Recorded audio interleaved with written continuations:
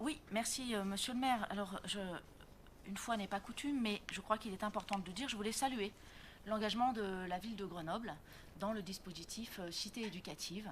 Je crois que c'est un dispositif qui aidera ces jeunes de 0 à 25 ans. Je crois aussi qu'il est indispensable que collectivement nous plaidions et nous soyons en action pour la réussite éducative de ces jeunes.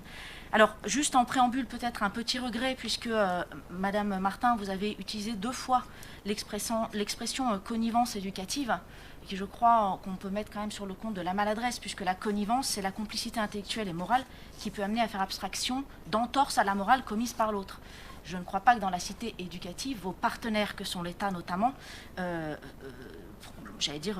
participent à des entorses à la morale. Je pense que vous pouvez, sans que cela ne vous fasse trop de mal, je l'espère, parler de partenariat avec l'État, ça me paraîtrait plus juste. Alors, évidemment, la cité éducative est un temps fort pour la ville de Grenoble et pour ses quartiers politiques de la ville, et évidemment les enfants que cela concerne. C'est d'ailleurs la raison pour laquelle Jean Castex était venu à Échirolles et à la Villeneuve de Grenoble pour ce lancement. Et je suis très heureuse d'aujourd'hui de vous apporter mon soutien, notre soutien sur ce dossier. C'est aussi, je crois qu'il faut le préciser, un engagement sans faille de la part de l'État, puisque c'était sur le PowerPoint présenté, 450 000 € par an pendant 3 ans, c'est considérable. Et nous avons ensemble, avec l'État, avec les écoles, avec les parents, 3 ans pour agir à la Villeneuve, à Tesser, à l'Abbaye, au village olympique, à Jouot, à Châtelet, tous ces quartiers dont on sait que l'école est parfois difficile, même dès le plus jeune âge. Je voudrais aussi, c'est l'occasion de le rappeler, parce que j'ai évidemment deux regrets vis-à-vis des positions de la majorité. Le premier, c'est que concernant les 1000 premiers jours de la vie, qui fait partie d'un plan national aussi, dont on sait que beaucoup se joue durant ces 1000 premiers jours, il n'y ait pas plus de places de crèche à Grenoble. J'espère que ce mandat pourra être l'occasion pour la majorité de porter quelques projets. Et deuxièmement, un autre regret, c'est effectivement aussi l'occasion de le rappeler, et monsieur le maire, vous aviez été très clair lors de la visite de Jean Castex, que vous restez contre les petits déjeuners gratuits à l'école, hélas, alors que cela est mis en œuvre dans plein de villes majeures et que ça marche, notamment pour l'axe 5 de la stratégie cité éducative sur l'éducation à la nutrition, puisque ces petits déjeuners gratuits sont l'occasion de participer à l'éducation à la nutrition que vous écrivez noir sur blanc dans le corps de la délibération. Dans toutes ces actions, moi je voudrais rappeler 4 priorités, me semble-t-il. La première priorité, c'est évidemment les relations avec les familles, parce que vous avez raison, il faut absolument que les familles travaillent conjointement avec les élus locaux, avec l'éducation nationale, avec les associations, avec l'État, pour qu'ils puissent accompagner leurs enfants, et ceux de le plus jeune âge. Le deuxième priorité, c'est l'axe 4 et l'ouverture au monde. Là aussi, je trouve très pertinent d'avoir cet axe sur l'ouverture du monde, car la vie, y compris quand on est enfant, ne se résume pas au quartier et à l'imaginaire que l'on peut développer au quotidien dans les quartiers. Et pour ça, je salue votre engagement. Et un troisième priorité qui est l'axe 6, le lien avec le monde du travail. Parce que oui, effectivement, et là je pense plutôt aux collégiens, aux lycéens, de faire rencontrer à ces jeunes, à ces enfants, le monde du travail pour découvrir un certain nombre de métiers, leur donner des perspectives et des envies pour qu'encore une fois, leur monde ne se réduise pas à ce qu'ils connaissent au quotidien et que ça contribue à ouvrir les horizons. Et un dernier axe sur lequel je voulais évidemment mettre aussi l'accent, c'est l'axe 5 sur l'accès aux soins. Et pour cela aussi, je serai attentive et en soutien quant à la création du centre de santé pédiatrique à venir, porté par l'ARS au cœur de ces quartiers QPV. Et j'espère que les timings seront favorables, et je crois que c'est nécessaire. Je me permettrai quelques suggestions face à cette convention. Je crois qu'il pourrait être intéressant aussi dans cette cité éducative d'installer quelques contacts entre les enfants, les élèves et la police, dans les écoles, les collèges, pour assouplir cette relation, et notamment dans ces quartiers, de sortir de cette confrontation ou de cette image d'une police qui ne serait que répressive. Je crois que cela fait partie des missions de la police nationale, peut-être aussi des missions de la police municipale. Je proposerai aussi, et ça c'est suite aux travaux et aux ateliers que vous avez bien voulu organiser sur Grenoble la nuit, que les équipes de médiateurs dont on a eu quelques témoignages dans les groupes de travail puisse être renforcée, puisque je crois là aussi que cela mène au dialogue et cela évite à nouveau les confrontations trop dures. Je vous proposerai aussi de renforcer les passages des équipes propreté dans ces quartiers, m'y rendant régulièrement, comme vous, je le sais.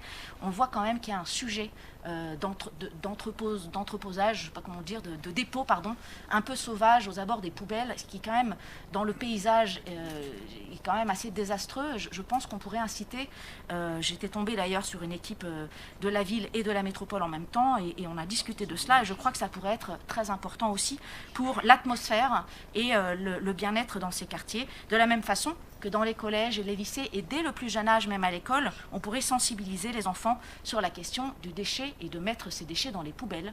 Je crois que c'est très important. Et enfin, je ne peux pas me taire sur l'article 13 de la Convention, sur lequel j'insisterai lourdement, mais vous me connaissez sur ces sujets, l'enjeu du respect des valeurs de la République qui sont prévues par l'article 13. Et j'espère que tout à chacun dans ce conseil municipal et à travers les actions mises en œuvre pour ces 3 années en seront bien conscients. Merci et je vous félicite pour ce projet. Je crois qu'on va y arriver ensemble et c'est pour une fois une très bonne chose. Merci. Oui, merci. Monsieur le maire, tout à l'heure vous m'avez fait la leçon en m'expliquant que ce serait bien que je reconnaisse lorsque la ville fait les choses, et notamment votre majorité. C'est ce que je viens de faire sur la cité éducative. Et que me répondez-vous? Une petite mesquinerie sur Madame Elimas, qui a été renvoyée du gouvernement parce qu'elle est mise en cause. Je vous suggérerais l'humilité parce qu'elle a le même statut que vous, monsieur le maire, en matière de reprise de justice. Donc, voilà, je vous conseille quand même de peut-être garder la mesure. Et en l'occurrence, ce n'est pas elle qui vous pose la question au conseil municipal, c'est moi, en tant que conseillère municipale. Donc voilà, je trouve que la réponse était particulièrement grossière et maladroite. Quant à une visite sur les petits déjeuners gratuits, l'éducation nationale et Madame la rectrice s'est engagée vis-à-vis de vous, je vous laisse voir avec elle. Moi, je vous pose une vraie question en représentant les Grenobloises et les Grenoblois sur la question des petits déjeuners gratuits. Merci. Oui, merci. Je me permets de reprendre la parole, monsieur le maire, parce que je pense que c'est un débat important et je vous remercie de le laisser vivre. Madame la première adjointe, vous venez de nous dire que vous êtes capable de sortir des repas à 80 centimes le midi. Je sais bien que c'est évidemment pas le prix de la fourniture. Pour avoir géré une mairie, je le sais bien. Mais il n'empêche que ça veut bien dire que quelque part, la ville, la majorité, nous tous, conseillers municipaux, acceptons d'aller chercher un repas équilibré à 80 centimes pour les élèves qui en ont besoin. Donc finalement, quand vous donnez cet exemple, ça veut bien dire que vous êtes capable d'accepter qu'un petit déjeuner coûte 1 € à la ville avec, 1 € à la ville avec des dépassements potentiels. Donc quelque part, vous tendez un peu le bâton pour vous faire battre. Mais au-delà de ça, est-ce que vous en êtes au point quand même, et je réponds aussi à mon collègue Hassan Bouzegoub, tout le monde connaît le coup de barre de 11 heures dans les classes. Tous les instituteurs en ont été témoins, au collège, au lycée, à l'école.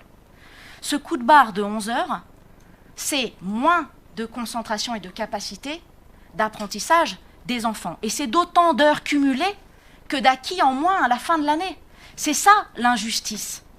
Quel enseignant n'a pas constaté ça aujourd'hui? Alors que ce soit en QPV ou dans d'autres écoles. Mais le dispositif est prévu pour les QPV. Prenons déjà cela. Et il ne s'agit évidemment pas de petit déjeuner 2 fois. Il s'agit de créer un petit déjeuner pour ceux qui n'en prennent pas et peut-être d'éviter à ceux qui prennent par exemple un bol de céréales 100% sucre, eh bien de manger ce bol de céréales en ayant quelque chose de plus équilibré à l'école. Je suis quand même effarée que vous ne voyez pas cela. Ce n'est pas automatique. Et ce n'est pas un jugement.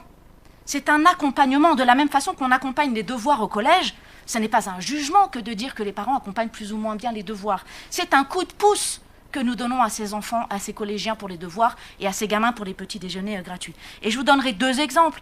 D'abord en matière de référence. En Grande-Bretagne, il y a eu une étude très large menée sur les Magic Breakfast. On n'a pas inventé le fil à couper le beurre au gouvernement avec cette mesure. Ça a été mis en place depuis des années en Grande-Bretagne et les études montrent que les résultats sont très bons sur les niveaux scolaires des élèves. Deuxième exemple, depuis 10 ans à Strasbourg, une enseignante qui s'appelle Céline Haller a mis en place les petits déjeuners dans sa classe. Elle avait commencé toute seule, en REP+. Ça a marché sur les résultats de ses élèves année après année. On a le recul, on le sait ça. On n'est pas en train de vous dire qu'on a inventé un truc magique. Qui ne peut pas dire aujourd'hui, il est évident qu'il faut bien petit déjeuner le matin? C'est en fait une évidence. Voilà, et je voulais quand même en remettre une couche là-dessus parce que je ne veux pas laisser croire que l'on juge à travers ça les familles de ces quartiers et je ne veux pas laisser croire que c'est un faux bon dispositif, c'est un vrai bon dispositif pour l'égalité des chances pour ces gamins. Merci.